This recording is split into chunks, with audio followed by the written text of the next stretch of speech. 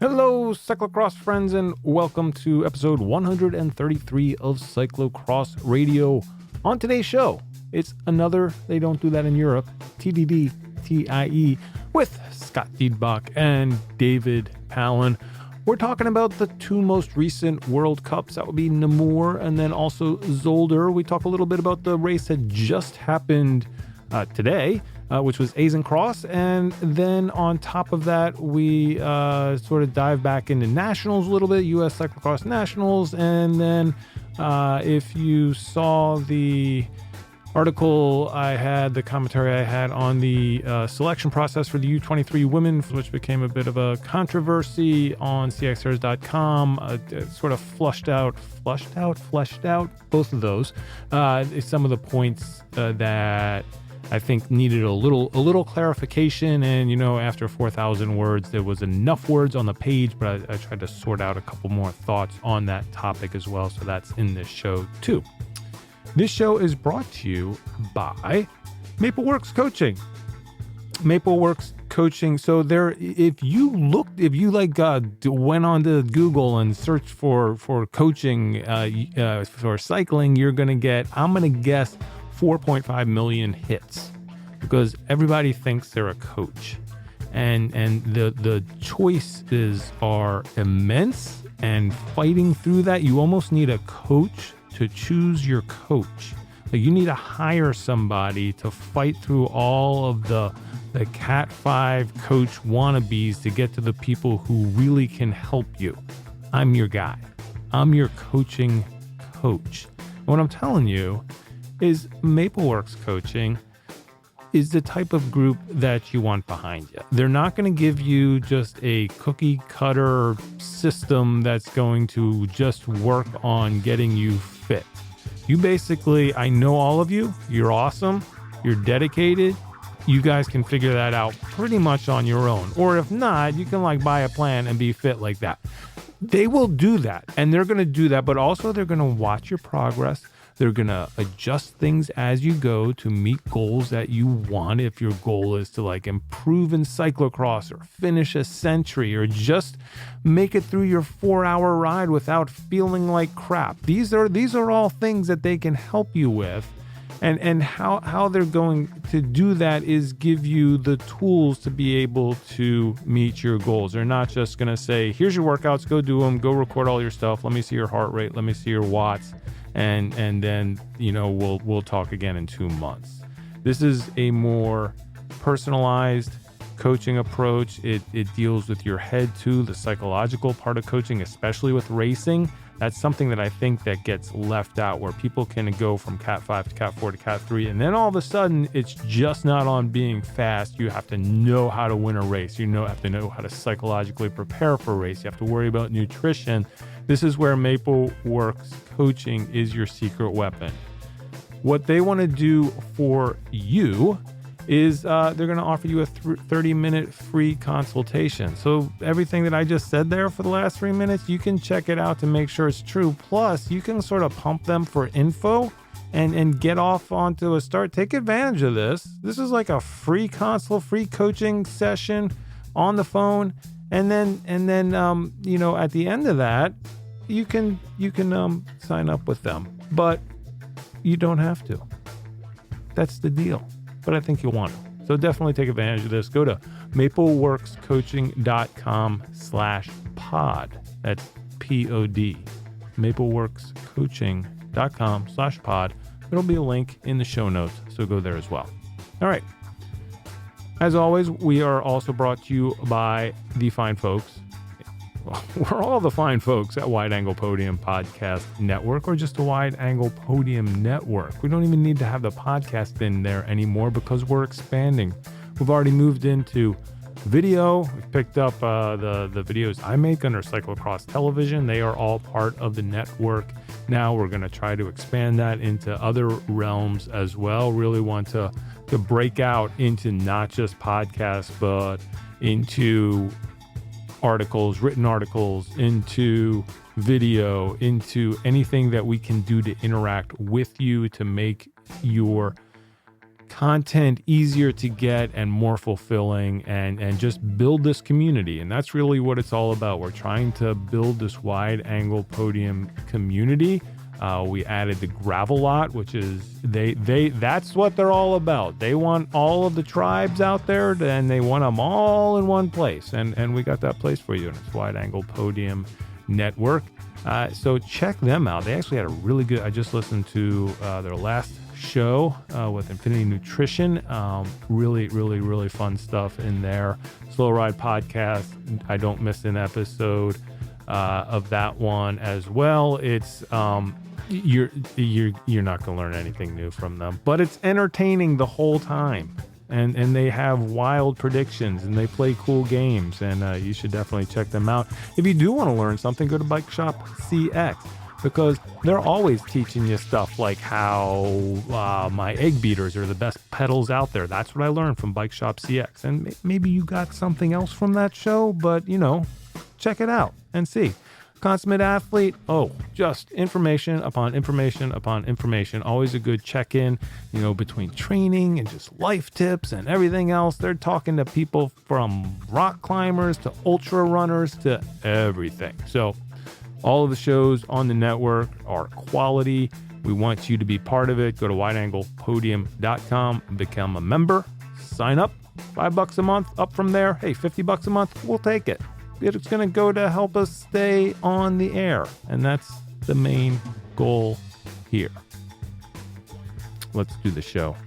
Scott Diedenbach's going to start us out. This is TDDTIE. It's episode 133. And it's coming into your ears right now. Are we ready, Bill? Yes. Well, you're already recording. Should I just start? I should just start. Yes. Hey, welcome back for another edition of TDDTIE. They don't do that in Europe. With us in the center, Mr. David Palin. Hey, how is everyone doing out there? I should say Mr. David Palin and Katerina Nash.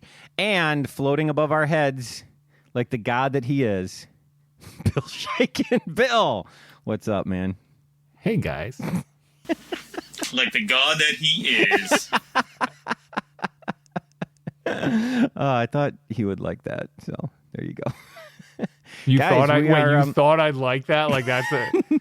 No, I didn't. I guess in hindsight, no, I don't know. I don't think you would like that. I mean, it is in the guidelines that I sent out for being a part of the podcast. You got to call Bill a god. It's in the technical document. Did you read the technical documents? I mean, there are some strikes against you for some of the prior episodes.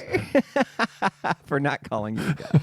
Anyways, guys, it's been a little while since we've done a TDDTIE, so we're getting caught up. We got a couple World Cups to talk about real quick. We're recording this on the Friday of, what was the race today? Azencross, right? Yeah. So, all right, let's talk about Jingle Cross.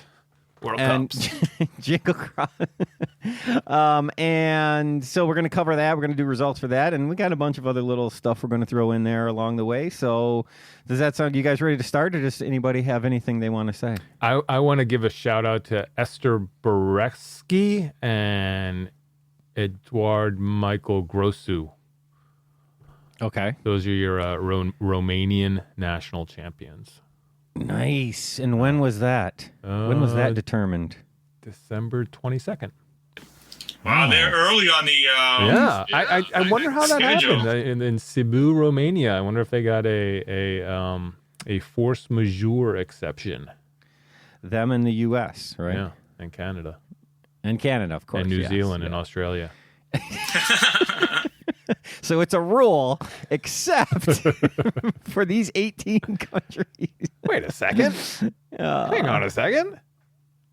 Yes. The Czechs already? Oh no, the Czechs just had the Czech Republic had their junior race As a separate event? Separate race. Yeah. Wow. We should think about doing that in the U.S. Maybe have one day with just the elites and one day is just the juniors. I think that's plausible. Yeah. We need to find somebody to pay for it. Yeah. maybe someone will write the checks. Oh, boom. See, that's why we have Mr. David. We're here all week. He brings the jokes. So, all right. So, guys, let's talk about a little bit about Namur, the Namur World Cup. That was, around the Christmas period. You mentioned, there's a race that was 5 days ago, and there's already 6 races that are in between that one and the one of today. So, but let's think back to that. That is that was the race. It was very soupy, muddy.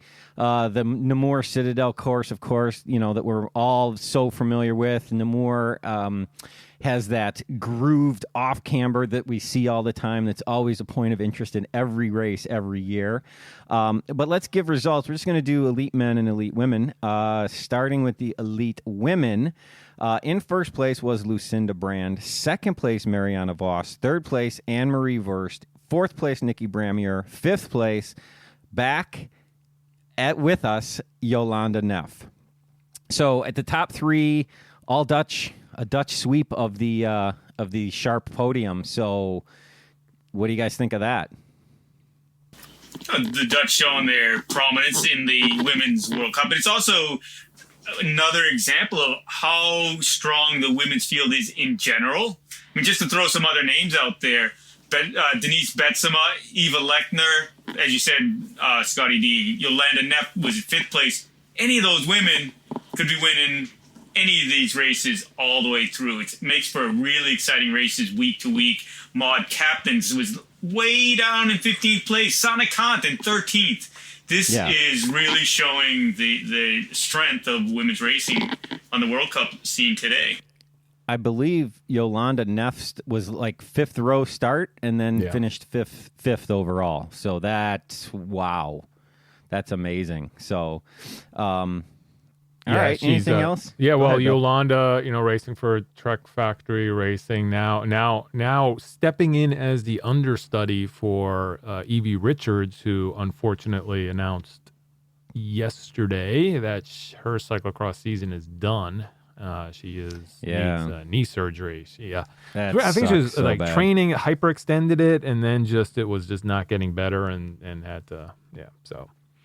There was actually 2 women that pulled out, right? Her and the Belgian young rider that rides for Marlix. I can't think of her name right now. Verdonschot.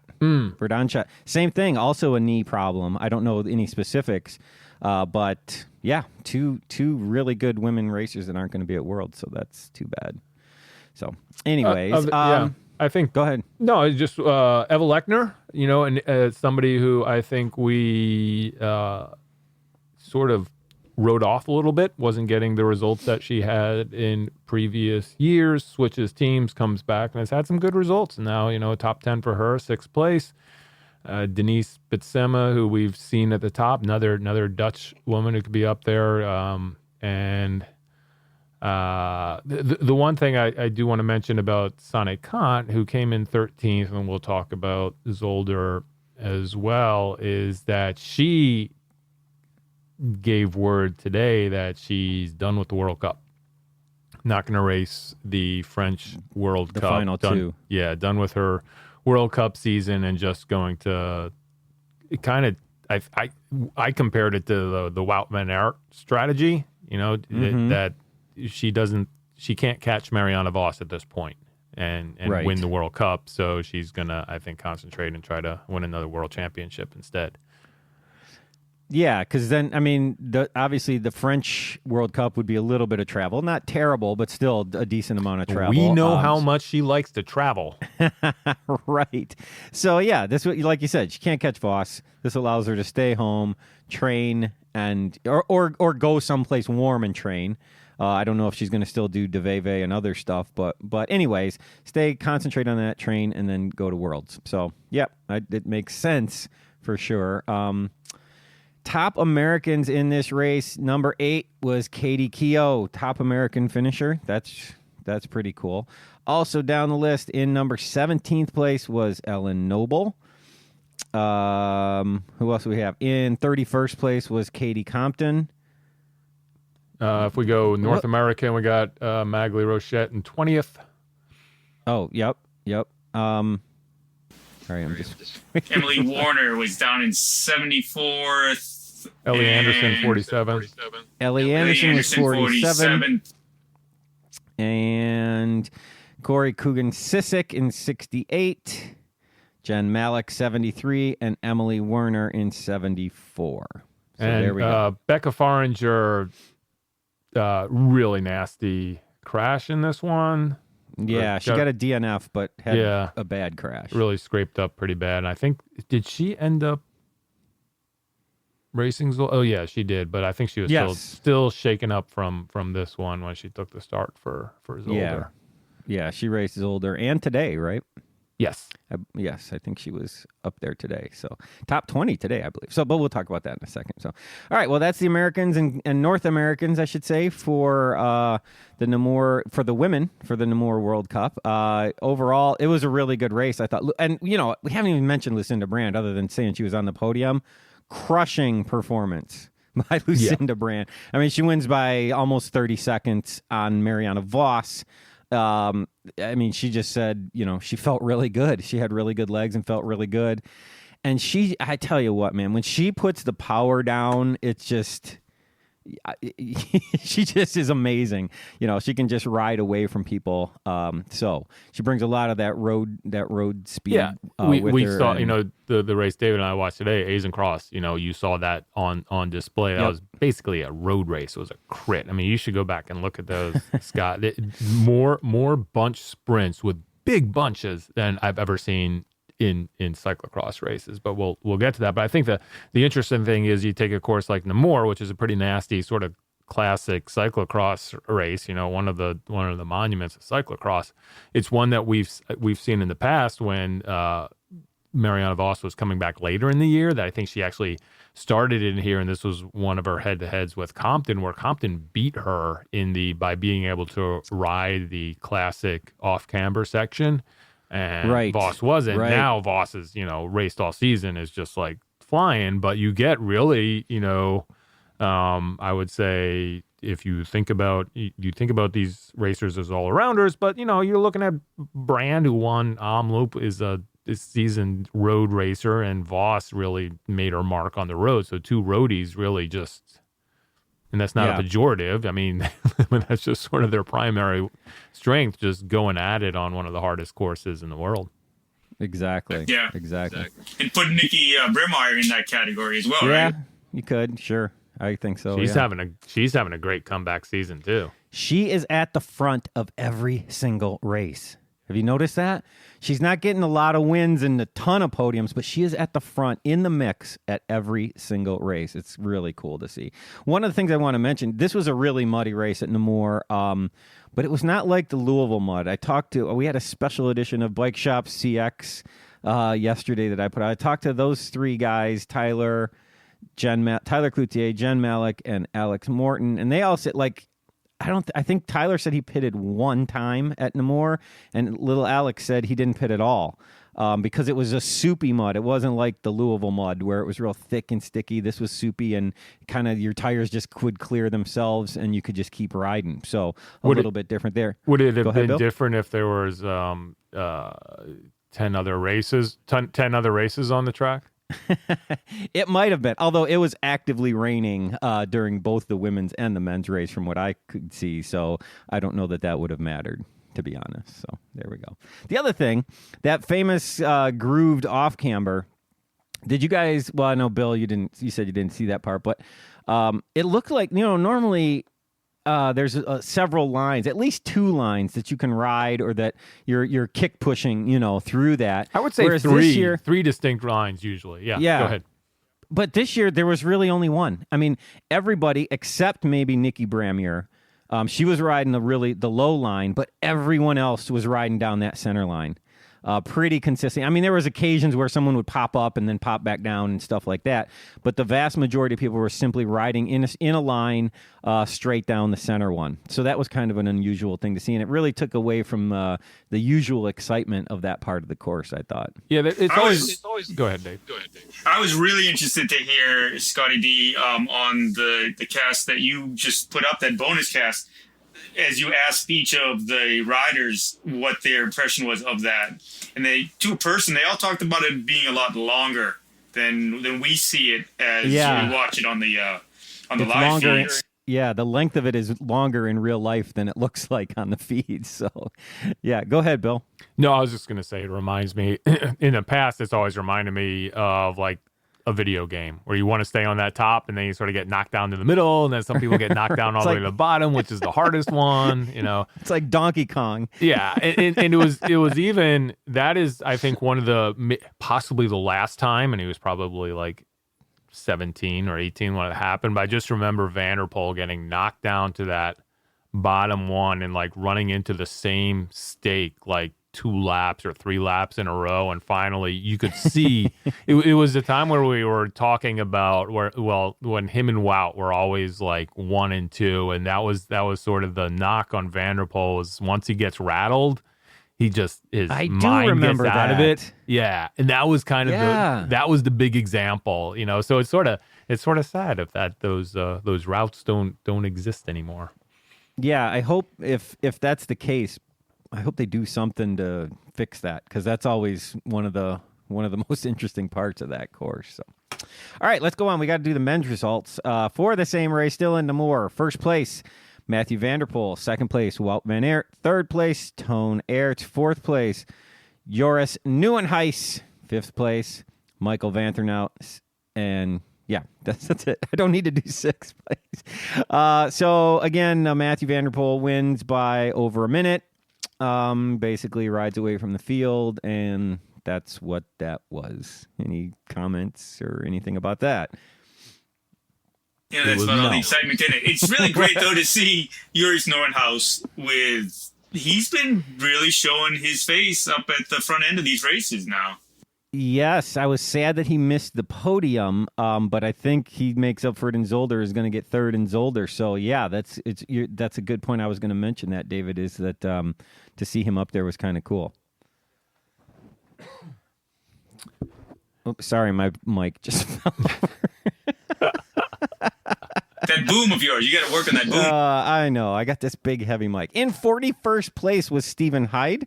In 47th place was Kerry Werner. 48th was Cody Kaiser. In 55th place was Max Judelson. Is it Judelson or Judelson? I can't remember. And in 63rd place, those Dutch names are hard to pronounce. Tyler Cloutier. And in 44th place, we're going to take credit for him, the Canadian, Michael Vandenham. He had a great race. He had a great race. That was pretty good, yeah. Yep. Finishing on the lead lap, I believe. Oh, no, he got pulled with 1 to go, I think. Okay, yeah. I think you're right. So there a couple things just looking at this. Maybe David, you're keeping the keeping hope alive, but Lars van der Haar just kind of stuck in that 10 to 15th, you know. And what is the deal with that, man? Yeah, so he's putting too much time in developing the rest of the lines. Maybe he's dragging them all along just too much. I don't know. You're right. I still keep hope alive. I do. Big jump in that race. Name we haven't really heard in a couple. Maybe a season or so. I think he had a breakout season a couple years ago. Marcel Meissen, German, ended 10. Up top 10. So good to see him back. And then also, you know, and I know sometimes I feel like Lawrence Swick has these injuries that we don't hear about. So maybe that's happening now. But I just feel like he's a guy who probably not having the season he wanted. And then also right behind him, Johnny Vermeersch is a guy who I think is almost taking this North American approach to cyclocross, in that he had a stellar beginning of the season and seems to be consistently dropping back as it gets toward the end. And you know, old man Powell's just consistently right there. 12th place. Yes. So it was a pretty typical men's race overall as to what we've seen this season. And that is what it is. I think we're going to see some more of that before the end of the season. Don't you guys think? I think so.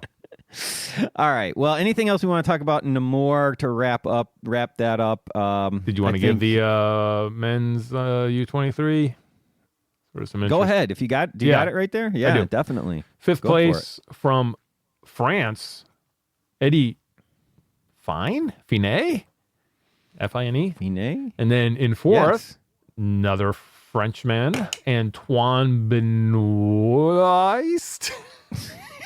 I think that's Benoit. Welcome to my world. I don't think it is Ben. It's Benoist. Benoist. Yeah. Come on, smart guy. You got it. Come on, you nailed David. it. What do you got? Benoit, isn't it? All right. Benoit. I don't know. I'll go to the easy one in third place. Ellie Easer. Easy. Yeah. There we go. Jacob Dorjoni in second place, and then winning it, Thomas Pitcock, old TP. Yeah. Taking home the win. That kid can ride bikes fast. Ninth place was Ben Turner, another British guy. Mentionable here, Gage Hecht, 11th place. 11th place, yeah. And the one thing that Adam from Alpha Bikes was saying about that, if you look at the results for Gage, he's came in at 48.41, and he's, right there. Another 30 seconds, and he's up there, 7th, 8th place. I think even Zolder, it's closer, but definitely right in the range that he needs to be and moving up. I think Gage is going to give us another thrill at Worlds, like he did a few years ago, and he's going to be there at Worlds. I think he's going to be right there in the mix and make it an incredibly exciting U23 race.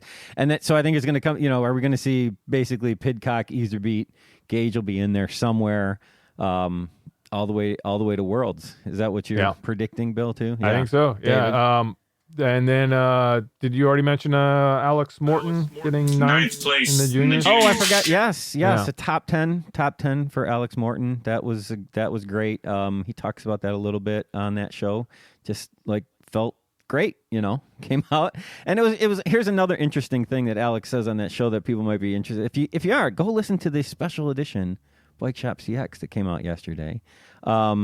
He said Louisville, the mud of Louisville and the difficulty level of Louisville actually gave him a lot of confidence over in Europe.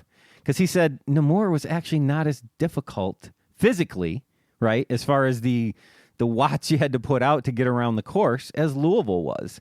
So, he had this, after doing Louisville, he did, pre-riding Namur, he was like, wow, this seems a little bit easy after I just, he went straight from Louisville straight over to Namur.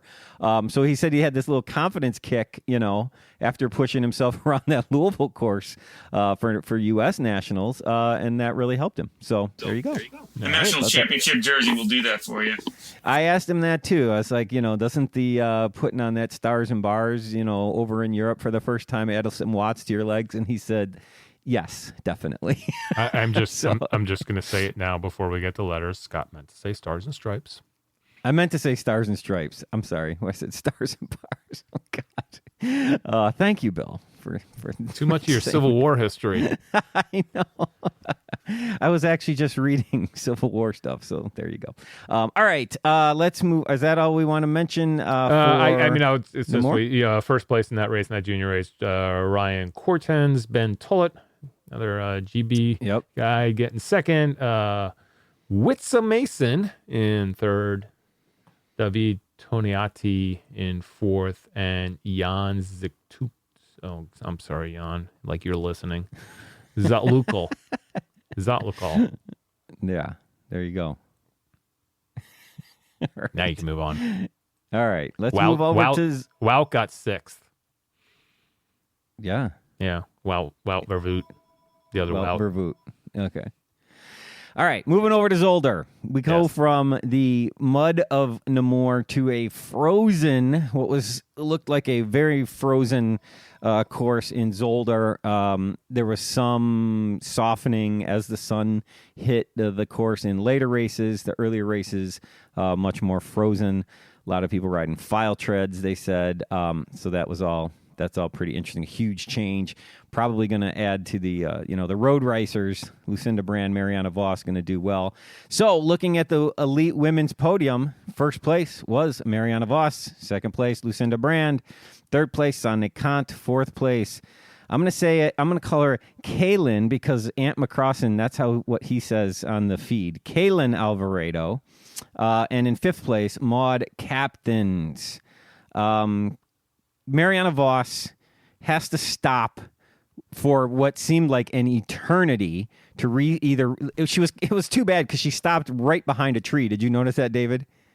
On the feed, yeah, when she pulled over and stopped to fix her whatever was wrong with her bike, she was like, just bad luck. She's like right behind a tree, and the camera couldn't see exactly what she's doing. It looked like she was resetting her chain or something like that, but it seemed like it took forever. The limit screws or something, yeah, because it wasn't just to throw the chain back on kind of thing. And she went from mid front group to 11th or 12th place. Yeah, she dropped way back. So here's the point. Here's the point. I know you're going to say, and that's all true, but she then skips the pit. Yes. I was really surprised by that.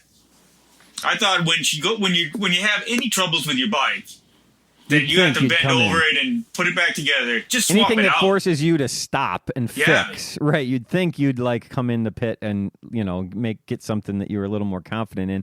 But she just stays out and continues to crush it.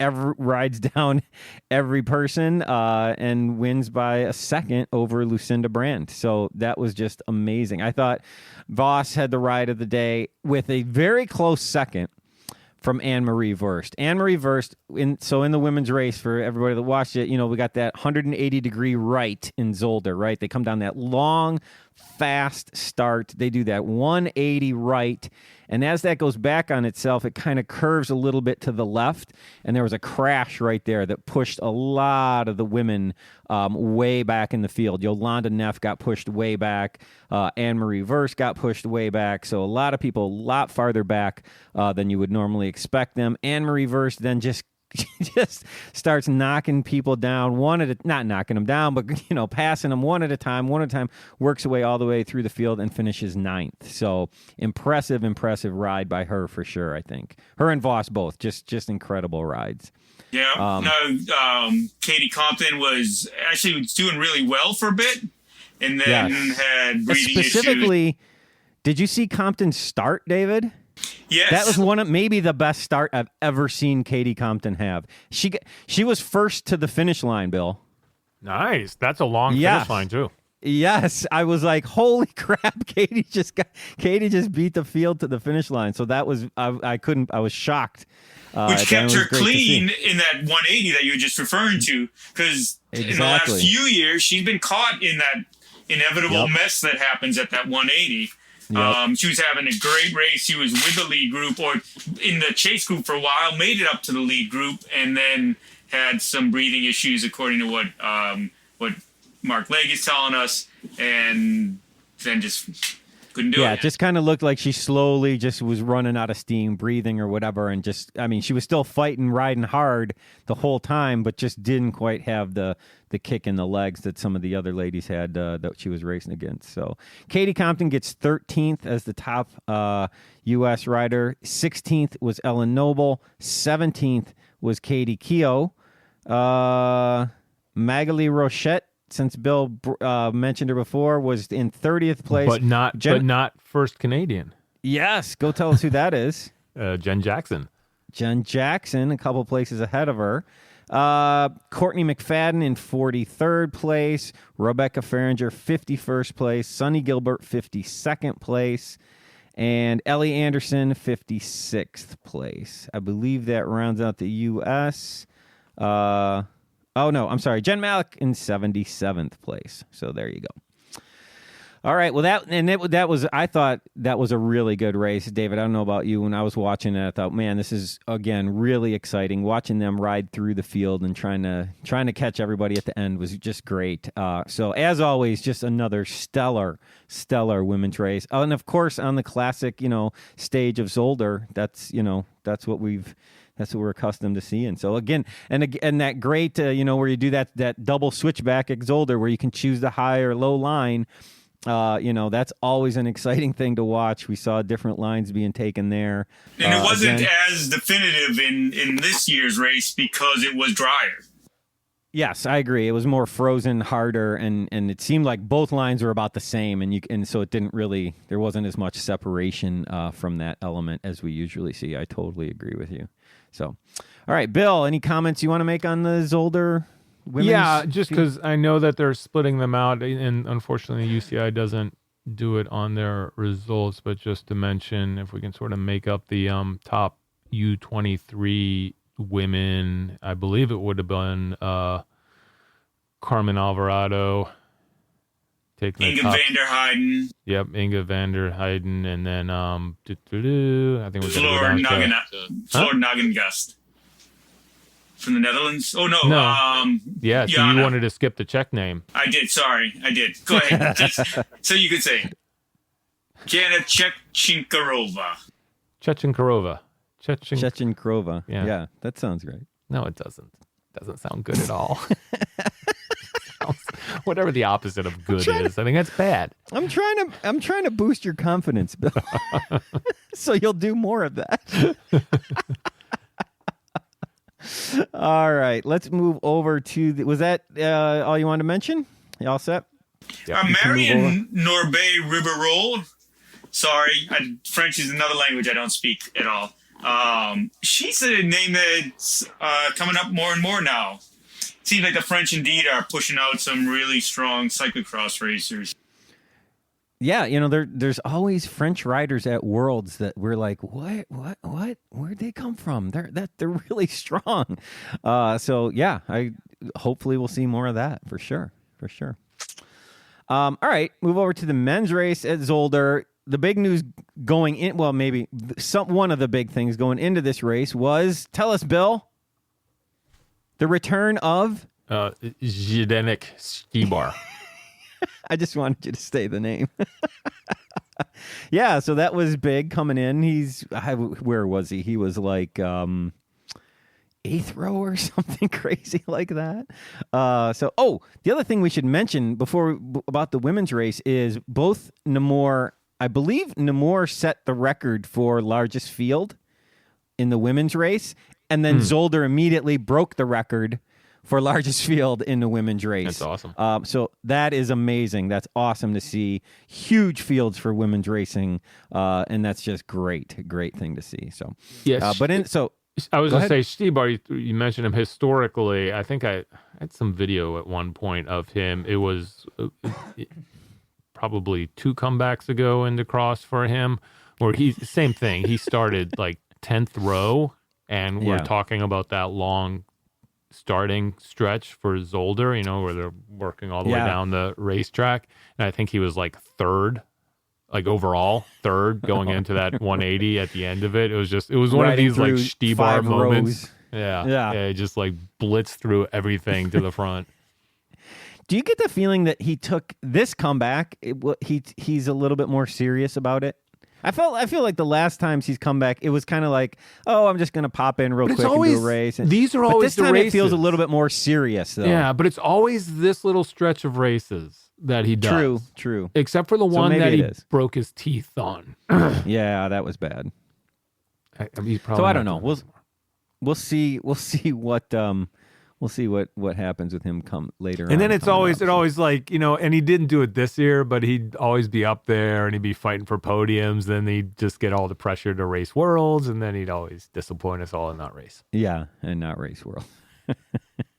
Well, but Zolder is a good course, for him to come for sure. I mean, that's when he's going to shine, especially on a frozen course. Most of the riders riding file treads, he's going to shine in that. That's the ideal setup for him, I think. So yeah.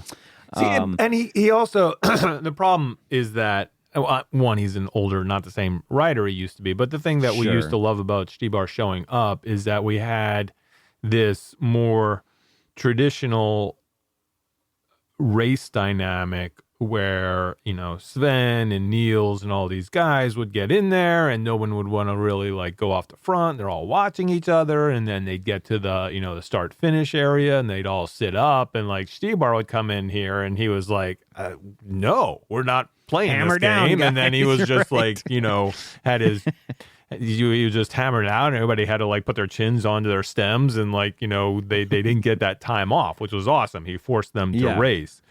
That dynamic has just been destroyed with Vanderpool, Right, sure. because he just does that from the gun, and then And no one can stay with him, Yeah. whether their chin's on their stem or not. They just can't stay with him. So, all right. Well, let's give the men's results at Zolder. In first place, Matthew Vanderpool. Second place, Wout van Aert.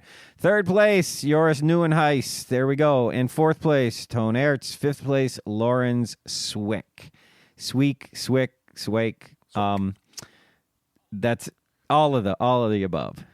So again, pretty much the typical men's race that we've seen big news over and over again. Big news single, big news in sixth place. Yes, Quentin Hermans. Announcing, or not announcing, having announced for him, probably before he wanted to announce that leaving the Lions. Will be did not like being third wheel, and will be, I believe, starting probably the main guy in a new team that's starting up next season. Did he? there we Do we go. know what the team is, or who it is, or who's sponsoring? Then it's some guy that I'm sure if I was Belgian, I'd know right off the top of my head, but I can't think of it right now. But they are starting a new team. So let me ask Bill, who's the second guy? Don't know. I know who the first guy is. Who what? Well, you said that he doesn't like being the third guy on the Lions. I don't know. That's a good question, right? I mean, it's Tone. Is it Corna? I mean, I think that there's kind of that power struggle for that second spot in that team. Maybe it's just we don't know. Maybe he's getting the results, but he feels like there are other guys in there, maybe even Lars, who are being giving more attention than he is. Yeah. Right. And this is, I think, it's something that this team is going to struggle with because they are the Yankees, right? That's what we always say. They're the Yankees, to use that American baseball reference, of cyclocross. With all the talent that they have, is going to be people that, the Sky example of... And we have forget. really talented people there. Go ahead. And we forget 4 or 5 years ago who left. That would be Tom Moosen. Nope. Oh, that was 2 years ago, actually. Who was it 5 years ago? Wout van Aert. Oh, yeah. Oh, yeah. Just think about I did that. forget that. Just yeah. think if he hadn't left, what that team would look like. Yeah. Or would other guys come to the team? And it's also that sense of it's not a team sport per se, so it's not like you're being forced to work for somebody else. But certainly, There definitely would have been. fed There the food definitely. at the table or whatever, right? I mean, Tone's definitely the number one. But if you put Wout out there too, that would have been a whole different. But then you're right, because if that happens, then Ertz probably isn't on the team. So I doubt they would have signed Lars, too. yeah. Oh, for sure. Yeah. Yeah. I mean, I think if that Wout was, on the and I team. think that was the same time, right? And that was kind of the panic on board that they lost their marquee rider. Right. And yeah, it would have been very difficult to predict that Tone was going to, do what he did at that time. And so, they're looking for like the up and coming superstar. And so they went with Lars, and then Tone just has been riding out of his mind. So that's awesome to see. It's still wearing the World Cup jersey, by the way. Yeah. He's still a few points ahead of Wout. So there we go. Vanderpool's actually way down because he didn't come to the U.S., so he got zeros for those two races. So he's actually back a little ways in the World Cup standing. So One more thing I do want to mention about this, just because it was something that I was hoping was going to develop throughout the year, and it really hasn't in both aspects of this. One, at the sort of the top end, in that we didn't see the Mathieu Vanderpool versus Laurens Swick rivalry that looked like it might be forming a little bit last year, and that really didn't pan out. And then what I was really hoping for was that we, if we at least didn't get that on the undercard, we would have gotten the David Vanderpool versus Dieter Swick. The brothers. Head to head, the other brother. Right. But it turns out David Vanderpool having a pretty darn good season. Yeah. This is the thing. If little brother's not out there, he's getting top tens. He was seventh in this race, and then Dieter's down there in like 23rd. So they're not really going head to head. And at the same time, if he keeps this progression, there's an opportunity that there could be two brothers on the top at Worlds. Sure, that'd be amazing. That would be awesome. Yeah. Phil, just to our point, we were talking about, sorry to step on you, but the whole Telenet Fide Alliance thing, if you're looking at world rankings right now, the men's elite cyclocross world rankings, as of right now, you have, of the Lions, Tunert's clearly ahead of everybody, 2,074 points. Then you go down to 6th is Lars van der Haar at 1,273. Quinten Hermans at 1,252. Sort of answering your question about who's third or who's second. Second. There you go. In that case, it's interesting because I think we both started with, is Lars fading? And then actually in 8th place is Corner Van Kessel in 12,24. Yeah. There it is. Quite the powerhouse team. Yeah, for sure. All right. Americans at Zolder in 17th place was Stephen Hyde. Then we had in 43rd place Curtis White. You guys holler at me if I miss anybody. In 47th was Kerry Werner. 49th, Cody the Kid Kaiser. In 57th, Max Jodelson. And in 64th place, Tyler Cloutier. Nothing if not consistent. That's right. Hey, speaking of consistent, Vandenham 41st. Yeah, 44th and 41st. Good for him, man. There we go. Yeah, good. Tyler told me yesterday that his plan, probably the same as a lot of other people's, was when Stebar's starting back with us, so when he goes, I'm going to follow him up. And he's like, and then you realize, there's a reason why he's a former world champion. As you watch him just ride away from you. He's going places where people are afraid to stick their bars. Yeah, he's going places where I just ain't going to put my bike. It just ain't going to happen. Hyde passing Stebar, I think he put out there on Twitter was like bucket list. He could check that off. Yeah, that's very cool. Very cool. So, all right. Well, that wraps up. Was there anything else we wanted to talk about Zolder? Did we do all the classifications? I can't remember. Oh, do you want to do the U23 again, Bill? Sure. Here is your that men's... that can just be your responsibility from now on. All right. I love it. That's what you need is more to do, man. You're just fifth place. I can get this one because it sounds like it's almost a hockey name, even though it's spelled a little different. I'm going to pronounce it like that. In fifth place from France was Sandy Desjardins. Desjardins, you're right. That is a hockey name. In fourth place, Ryan Camp. He sounds like he should be North American. Can we just adopt him? He's Dutch. Ryan Camp. Yeah. Ryan Camp. Ryan Camp should be from Missouri. He's from Missouri. Timo Kellick in third place.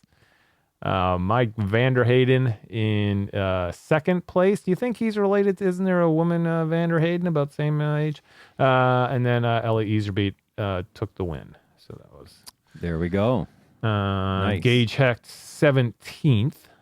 This was the race that Adam was talking about with Gage, where you look at where Gage was in 17th place with a time of 51:39, and then top 10 was 51:22, and then top 12 was 51:30. So he came in with this big batch of people. So, from 9th place down to 17th was all within reason. Right. And let's see. Juniors. I can do that. While you're looking that up, I did talk, Alex, he talked about that race too. He did not have a real good race. I think he was finishing down in the 50s. He said basically, just kind of the tiredness caught up with him, and then he made a stupid mistake and crashed that set him way back. And then he just kind of, did what he could to finish as high as he could. So, and then he said he had an ankle problem, if I'm not mistaken, no? Yeah, where he kind of like hit a nerve in his ankle, where you get just like kind of like a funny bone in your elbow where you hit it and it just for, an hour or so, it's really tingling and maybe even painful to push on, but then it kind of goes away and is gone. He said that kind of happened to his ankle, just the way he hit it. But after a couple hours, it was kind of just went, it was gone, but at the time it was really sensitive to putting pressure on. So yeah, just one of those fluke things. So, all right, Bill, hit us. All right. 5th place, your big mover with 60, the number 60 bib, moving up to 5th place on the day, Gonzalo Inguanzo Macho.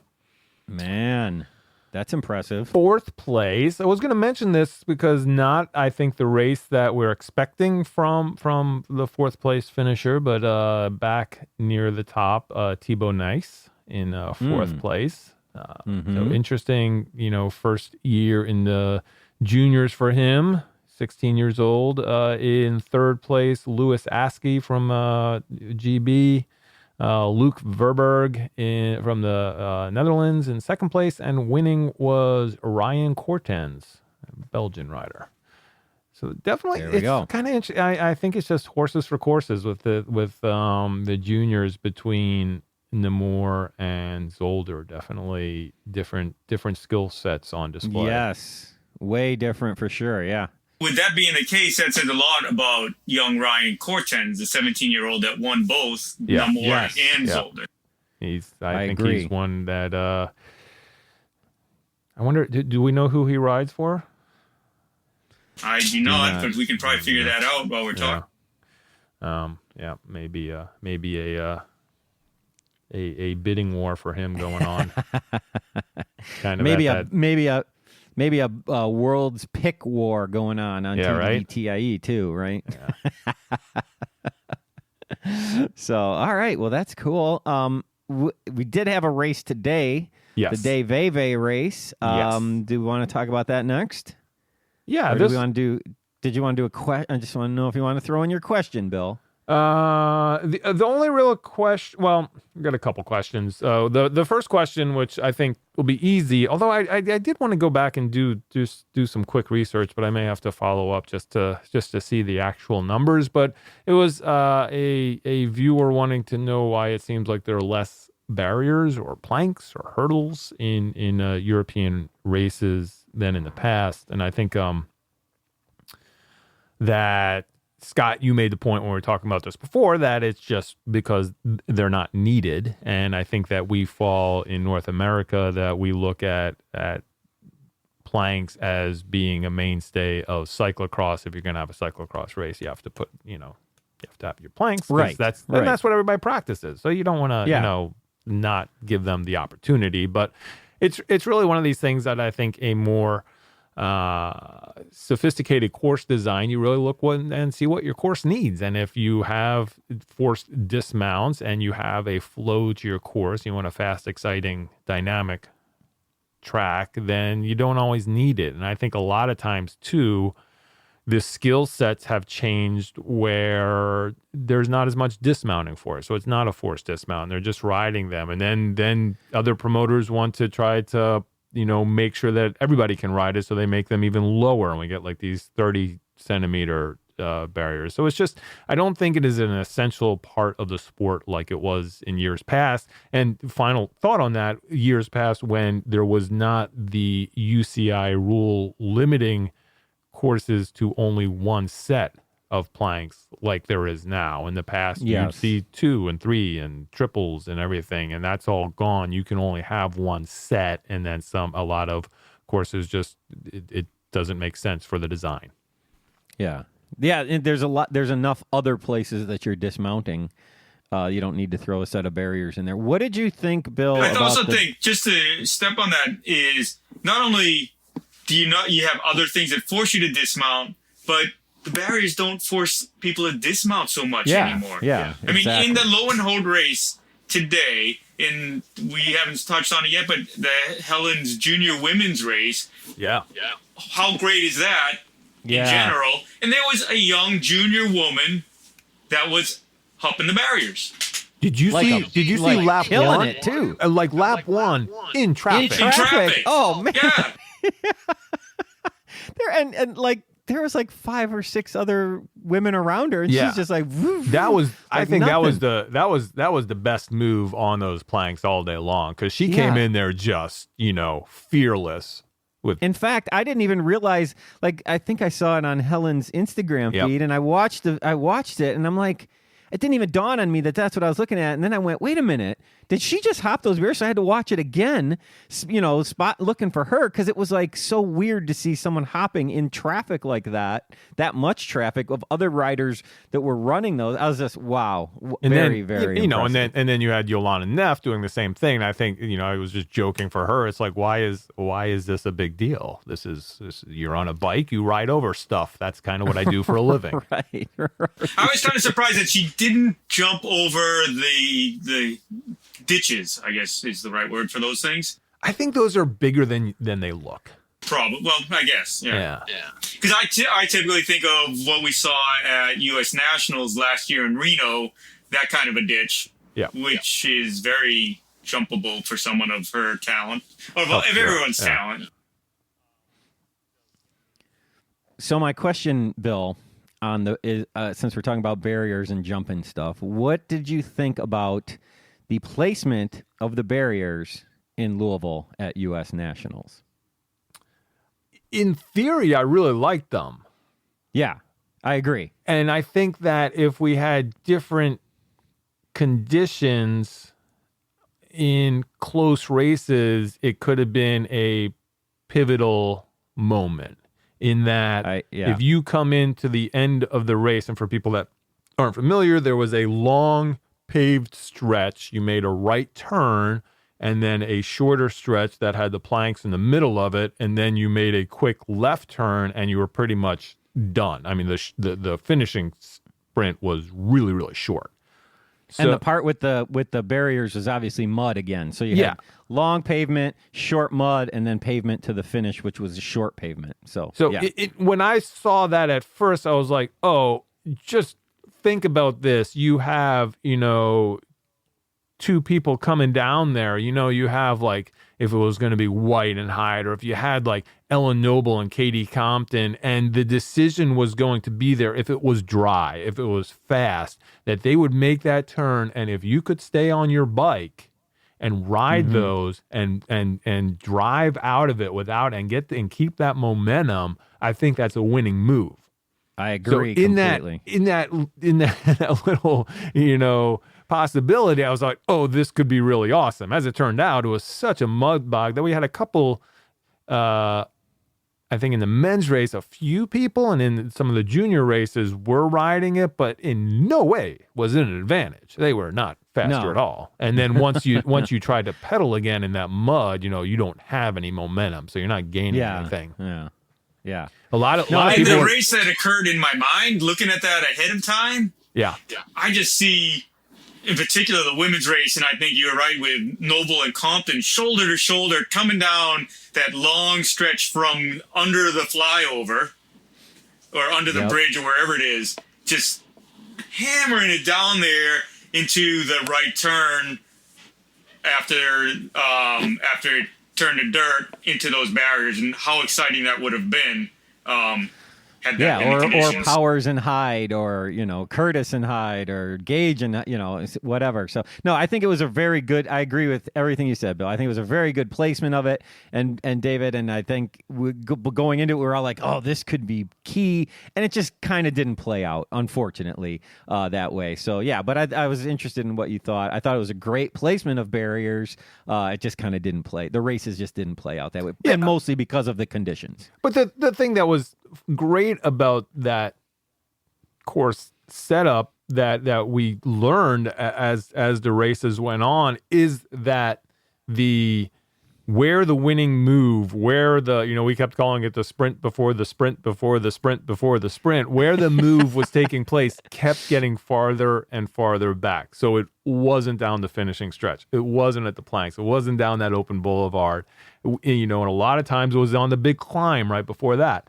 And then it started to be on the other climb before that final climb. You know, that became really hard and tricky in some of our earlier races. So that was kind of part of that whole setup that I really liked. I know that, you know, there are people who thought it was not a good setup, and I understand the arguments, but that was the thing that I found exciting, just from a strategy and just analyzing how the Nationals track played out. I thought it was kind of cool how the dynamic part of the course where the moves were made just kept backing up farther and farther.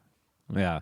I thought it was a great course, just with great facilities, and I think they did an amazing job. Well done. So, David, did you want to give any thoughts on the other thing US Nationals? The other thing I would add on U.S. Nationals, especially being a race director myself and having seen things go with different venues go belly up, the fact that was, I mean, every cyclocross race is going to do some quote-unquote damage to a beautiful, pristine park. This was to the nth degree in that park. And the fact that the park came out afterwards and was proactive in stepping and trying to get ahead of all of the comments that were sure to come, and saying that this actually was not a terrible thing. It's great, and we really support it, and we had a plan. We're going to work going forward. And even the park said, come June, no one's going to know what happened here. Right. As they said, we have a warehouse full of grass seed. You know what? And one thing that Kentucky can do pretty well is grow grass. And how about the fact, you know, there was an invasive plant species in the park that they were going to have to rip all out of there anyways, and they were like, yeah, now we don't have to do that, right? It's took care of that for us. So, yeah, I agree. A lot of cool things with that, too. So, all right, well, let's talk about the DVV race from today, just this morning, that you guys watched. I unfortunately had to miss. But the women's race, we'll do the top 5. We have results on that already. In first place was Lucinda Brand. Second place, Sanne Kant. Third place, Denise Betsema. Fourth place, Laura Verdonschot. Fifth place, Lois Sells. Now, I just said Verdonschot was having the knee issue, and then she goes and races today. I swear I saw that. No, there was actually statements made about that, Scotty D. That, was there? The comments were made that, yeah, it will hurt, and yeah, it won't. She won't be able to get the performance out of it that she could get otherwise, but she won't be doing further damage by going out and racing. So okay, there you go. I think her performance is pretty good. Scotty, do you have the times there as well? Yeah. Can you? I just want Scott to read off the times for the top 4. Lucinda Brand 40:02. That's Sanne Kant 40:03. Yeah. Oh yeah. 40. Yeah, 40. Yeah, 02. 2 100s or 2 seconds? No, 2 seconds. No. Yeah, 2 seconds. 40 minutes, 2 seconds. Yes. No. Okay. I'll give it to you. Go. So it was only 40 seconds and 2 100s? Oh yeah, no, 200. You're right. I'm sorry. Go. 40:03 for Sanne Kant, and for Denise Betsema, and for Laura Verdonschot. Whoa. Yeah. That's basically... It was a sprint finish. Everybody's sprinting right down. An amazing sprint finish. So 4 riders all sprinting. Yeah. And, you know, and that's, you'd kind of, depending on how long that sprint finish was, I mean, you'd have to look at Lucinda Brand. It was long. And so here's the thing. Here you even have to go back to the junior race, and there was somebody had just a like Instagram of the phone video of the finish for the junior race. I don't know if you saw this, Dave. And you look at it and go, oh, there were like 8 guys sprinting, and then like 10 more right behind them. It truly looked like a road race. And you never see this in cyclocross. Cyclocross sprints at the beginning, right? So, but this was just a group sprint at the end. And then we had this women's race. It was the exact same thing. I mean, there was this big race going into it, and it set up perfectly. I think it was even Scott Herman was like, yeah, she's just, getting ready for Lucinda Brand's just getting ready for a road season. She actually let it out. But once she hit and held it the whole way. Well, but once she hit the pavement, she sat up. But nobody, like Sanne Kant, for supposedly not a road racer, although she's done fine. We've seen her, I think, podium for Belgian nationals on the road. She was not leaving Brand. She was not going to go around, but she was like just stuck on that wheel, second wheel the whole time, just stuck there, just not moving. And then she didn't come around again. And Brand is doing this. Brand looked at her like David, like 8 times. You know, they made that turn and she's looking back, looking back, looking back, looking back. And then finally was like, screw it. And just like, you know, pounded it and then just held on to it. And it was a good long sprint. And she just held it the whole way. And here's the thing that you may not know this, but body, you know, positioning on cyclocross bikes and how they're set up and how you have to ride in the mud and the dirt and the balance on the bike. And you want more weight shifted backwards. It means that you're going to be in a more upright position. Therefore, you know, when you go into your sprint, it's not necessarily going to be the best position to be on the drops. And some people are going to sprint on the hoods, and that's more advantageous in the sport of cyclocross. Everyone on the drops. All 4 of them in the drops, taking it home. I mean, it looked like a freaking road race. It was so amazing. Oh, I'll have to watch that. You do need to watch it, Scotty D, because I'll tell you, it became kind of obvious that Sana was going to race this one differently. Here she is caught with the road racers at the front end of this race, and those 4 were playing, you know, cat and mouse for the last lap. And in Sonic Con, when normally you would expect her to kind of really push ahead, sat in. And I honestly think that she was really thinking about this sprint, and she tried really hard to come around Lucinda, and almost did pull almost even with her. And then it was a very exciting finish.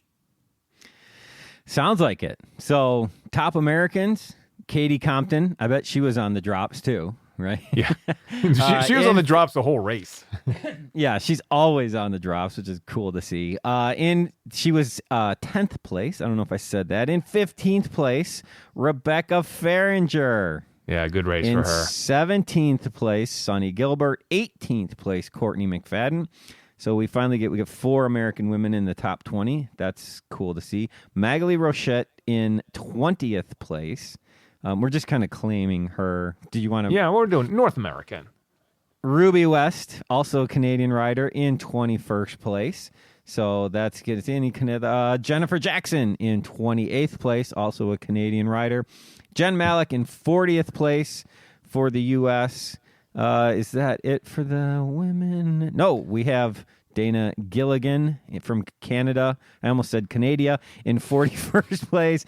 Emily Werner in 44th place for the U.S. Rebecca Gross in 47th place for the U.S. And Corey Coogan-Sissick in 51st place for the U.S. Sydney McGill from Canada in 52nd place. I think that we should make Lizzie Whitlocks from the Netherlands an honorary American for this race as well, because she was, you know, I want to know if any conversation happened, because she was basically in the group with Faringer, Gilbert, McFadden, and then this kid Whitlocks just sort of stuck between them. That's cool. Very cool to see. Yeah, it sounds like it was a great race. I know a lot of people said that this women's race was really awesome, so I'm going to have to go back and watch that for sure. And we made... Go ahead. Well, I was going to say, we made reference to it, you know, and it does not show up.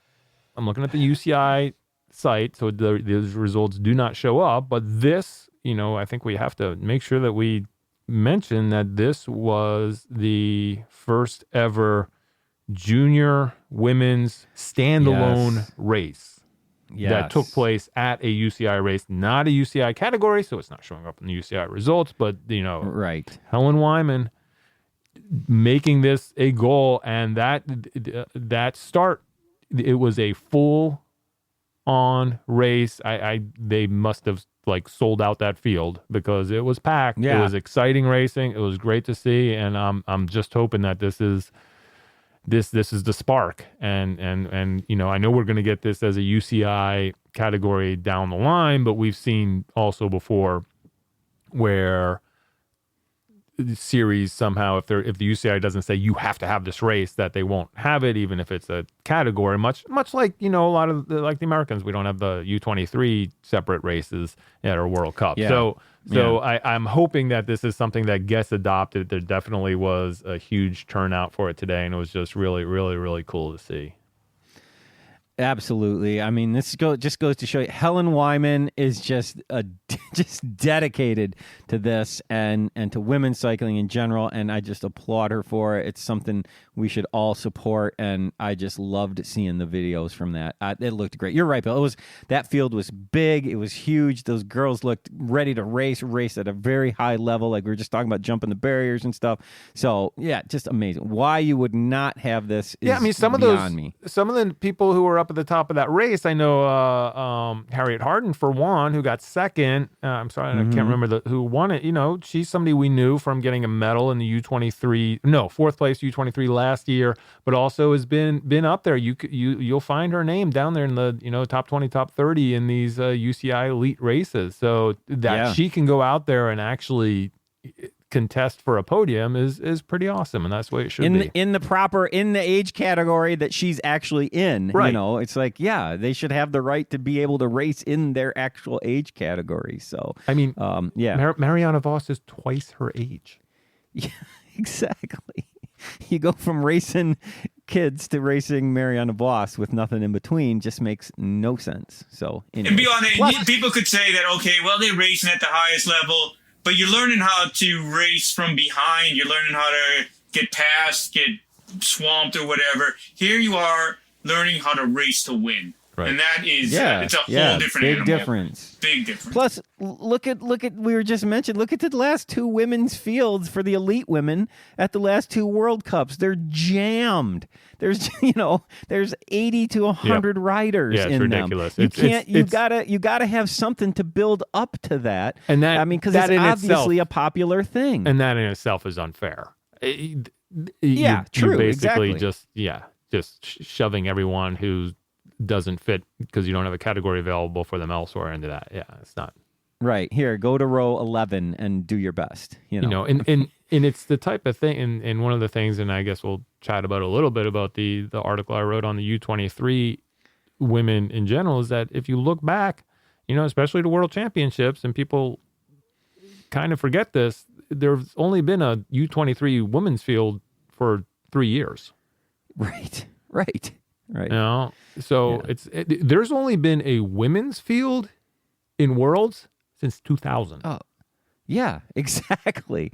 Right. We tend to forget that, that go look at some of the older World Championship races, from the 90s and stuff, and try and find the women's race. Oh, wait, it's not here. Just to clarify, because I believe I understand your point on this, but just to clarify, the point being that it should have been around longer. Well, the point not being, like we should accept it. Oh, therefore we should just be happy that they get to race at all. Well, no. I guess my point you're right. I didn't really draw the connection into the what happened with the US U23 selection, where there were a couple spots left open. Is that selection throughout is treated as an elite selection as opposed to a development selection. The point I'm trying to make is you have a category that's only 4 years old.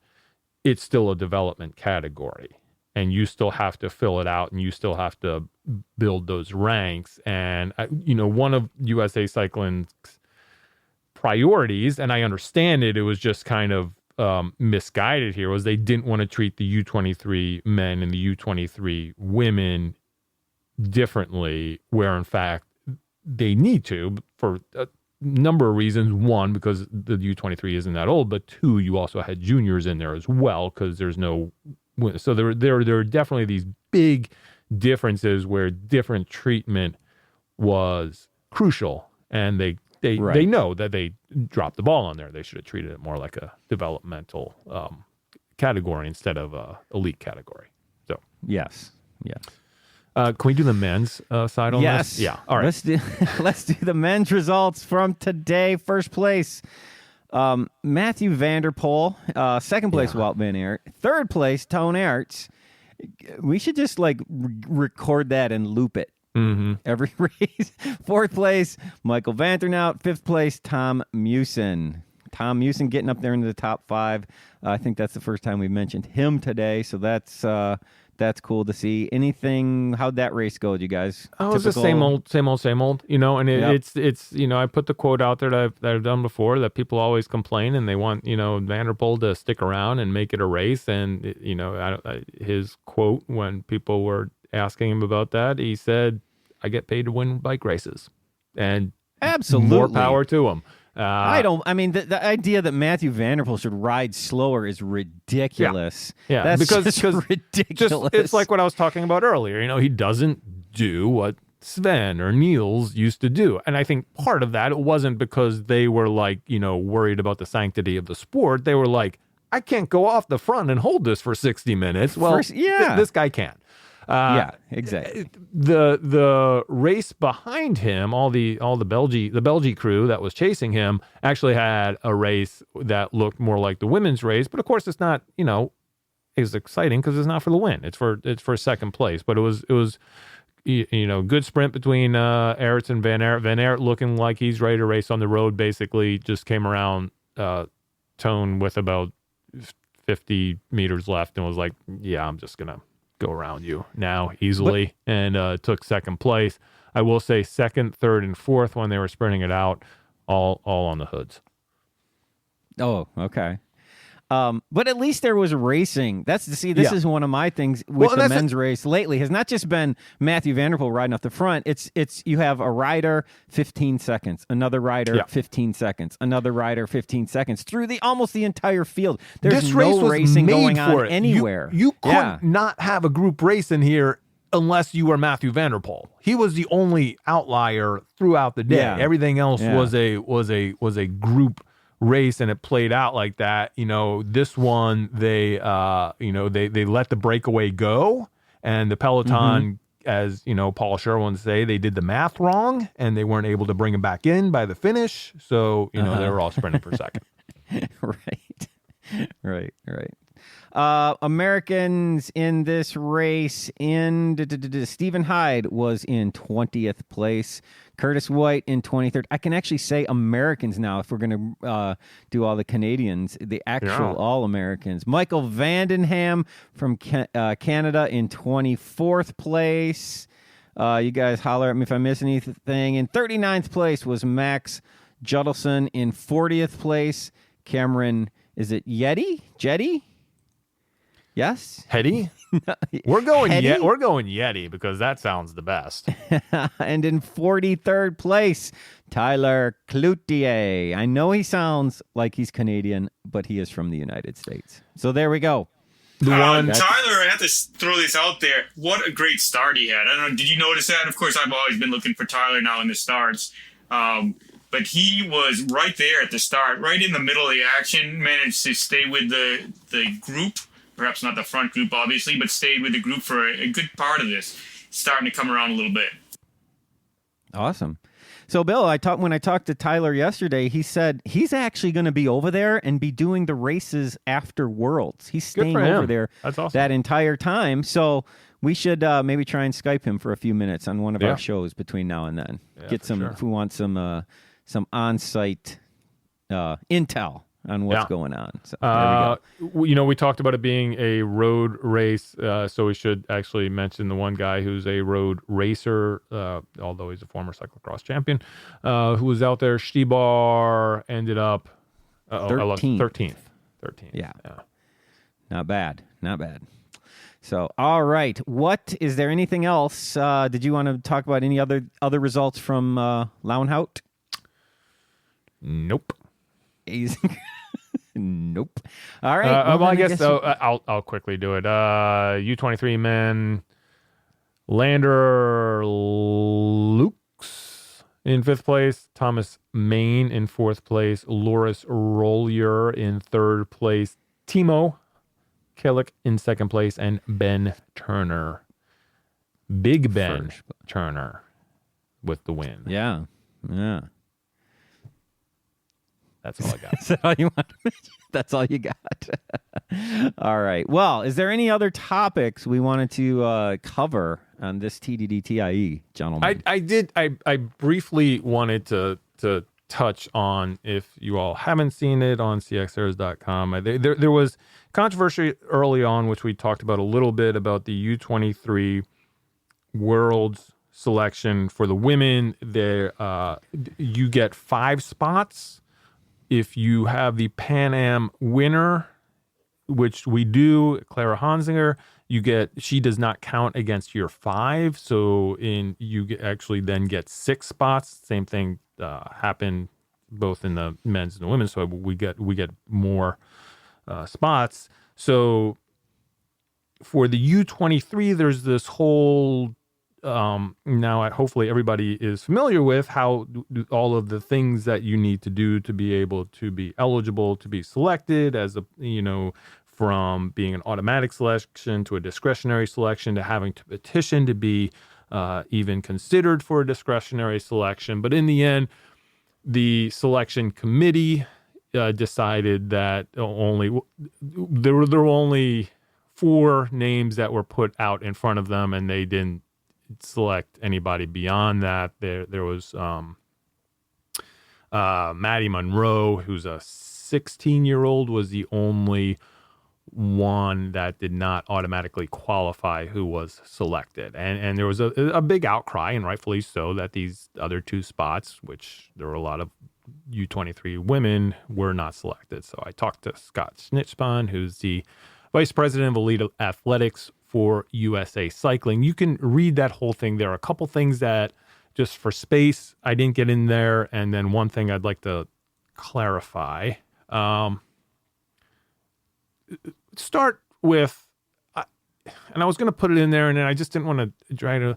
I understand that this was dude talking to dude about women's cycling, and I understand just right there are problems with that. And I am, from what I am asking and how the conversation is going to go, it's not going to be the same as if I was somebody who is in that position. So I appreciate that.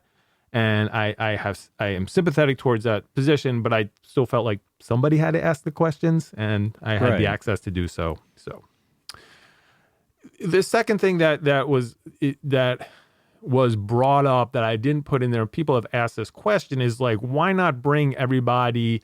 What's the big deal? And one of the things we didn't really go into is that for Worlds this year, housing is really an issue for all of the federations. And I put this on the UCI, that this isn't in Belgium, this isn't somewhere, this is this remote area in Denmark. There aren't enough hotels for everyone. There aren't enough hotels for the teams, much less spectators or anyone else. The thinking behind this, I'm not really certain, but that is a huge issue. And it was brought up to me as this is one of the reasons we couldn't bring a full team. In my head, I'm thinking, this is not an argument we want to make, because what you've decided to do is just not bring these U23 women. So this isn't helping your cause. Right. Exactly. Because if that was truly it, you should have cut everywhere, not just everywhere, here. not just here. So exactly.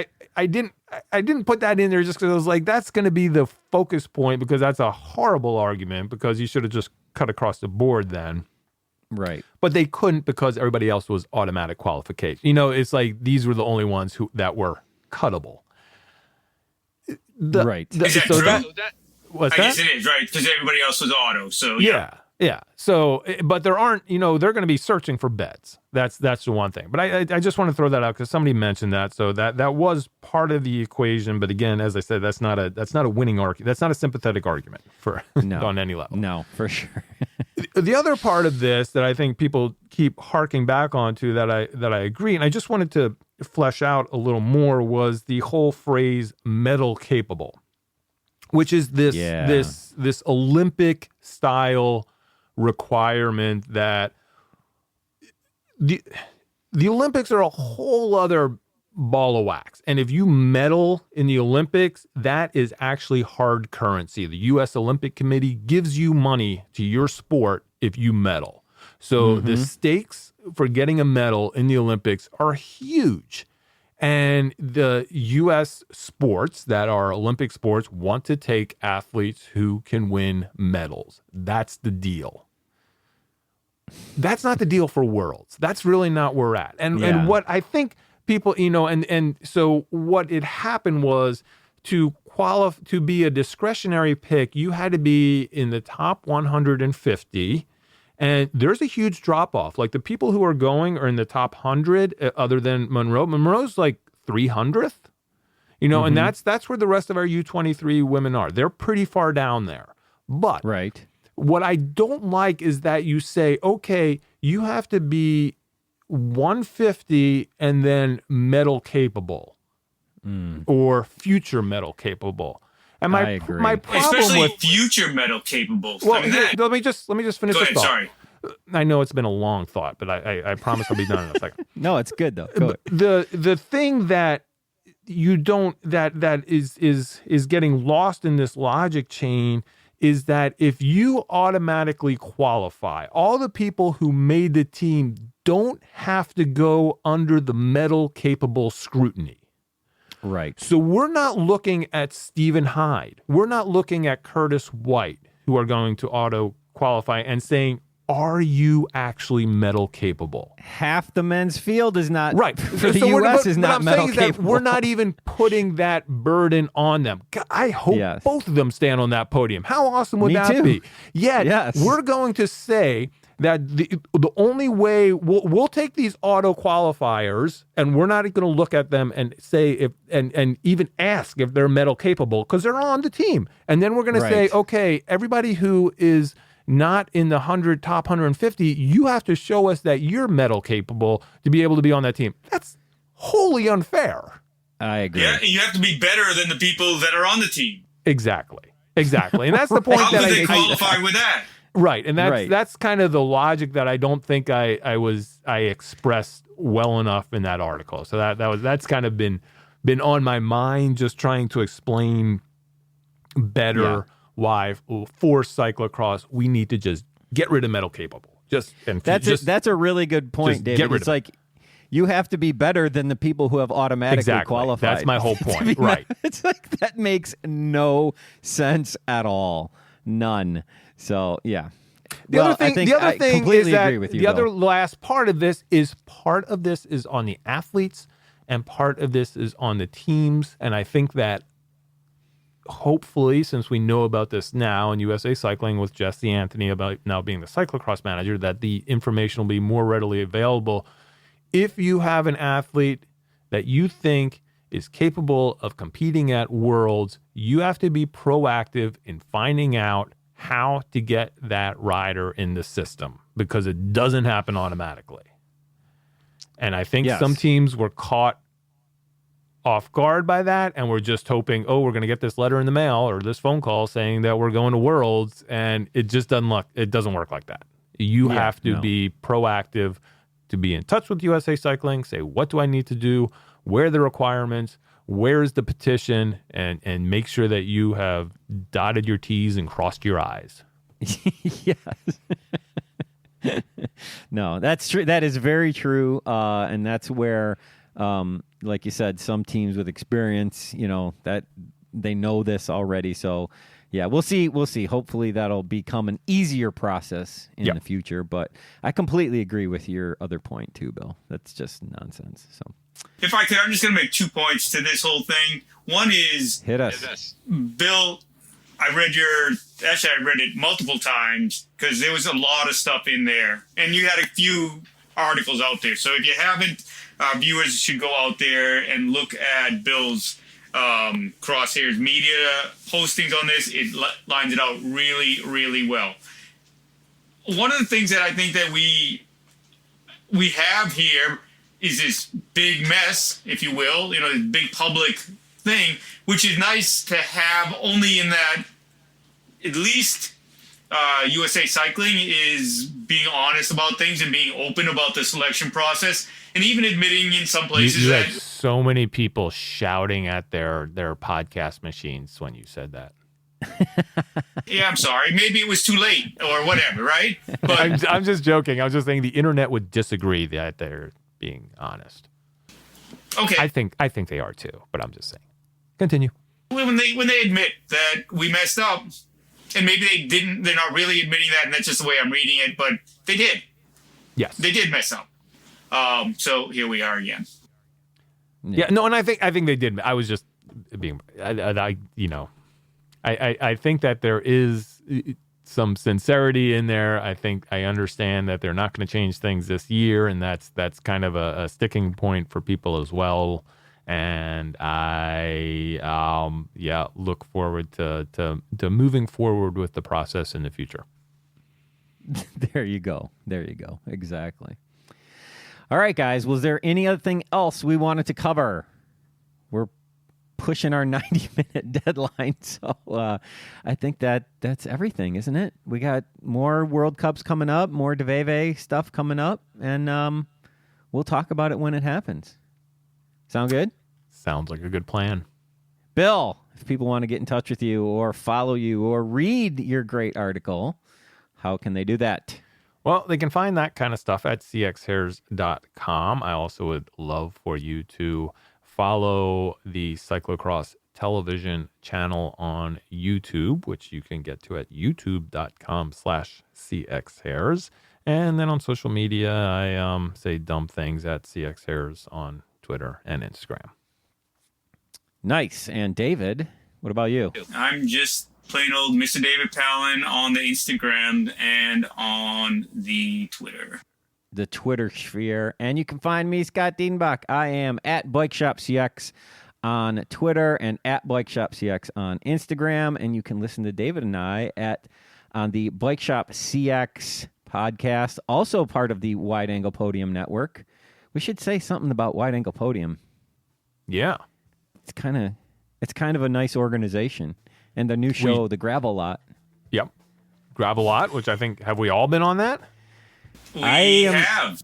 I have been recorded, but they haven't put it out yet. Oh, so okay. It should be coming at some point. All right. This summer, right in the heart of cyclocross season. No, I'm just kidding, those guys. And do we want to mention Grimpour Brothers Coffee? Get over to Grimpour Brothers. Yeah, new coffee. Oh, yes. Tell us about it. Should I Bill, say what's it? the name? The name is Hello, Cyclocross Friends. Yes. And it's an espresso. And yes. if you go to wideanglepodium.com on the right-hand side, there is a big Grimpour Brothers label there, and you can click on it. You can subscribe monthly to their coffee service, or you can just buy pounds of coffee. And if you buy either the full Schleck or the Hello Cyclocross Friends, then we have a partnership with Dan at Grimpour, and some of that comes back to the network. So it's an awesome deal where we get a little bit of money, you all get coffee. You can also, the other thing, Scott and David, that you can do there while you're there buying coffee is that you can just become a member of the network itself. And by doing that, you get a lot of great bonus content, but you also get to be a part of what we're building, and it continues to build. We mentioned bringing on the Gravel Lot. We pulled in all of the Cyclocross television videos, so they are being supported by the network as well. And if you like this content and you want to see it continue, we'd love to have you as a member from anywhere as low as like $5 a month. You can put a one-time contribution in there as well, but we'd love to get you as a recurring member. And the sort of the carrot for that is if you do that, then you get cool swag and bonus content. So there you go. Hey, I'm just going to throw this out there real quick. Now's the time. Quick now, before it's too late. Dan's running a special on Grimpour Brothers Coffee. I don't know if you guys have seen that, but you can, if you sign up for 2 months, you get a 1 month free or something like that. I don't remember the exact numbers, but you're getting bonus coffee if you're signing up now, I think through the end of the year. So you don't have a lot of time, but you get on that before it's too late. There you go. All right, gentlemen. I think that'll do it. We'll talk to you again soon. Sounds good. We don't have a schedule, so we have no idea. But soon, right? Yes. Soon indeed. When will then be now?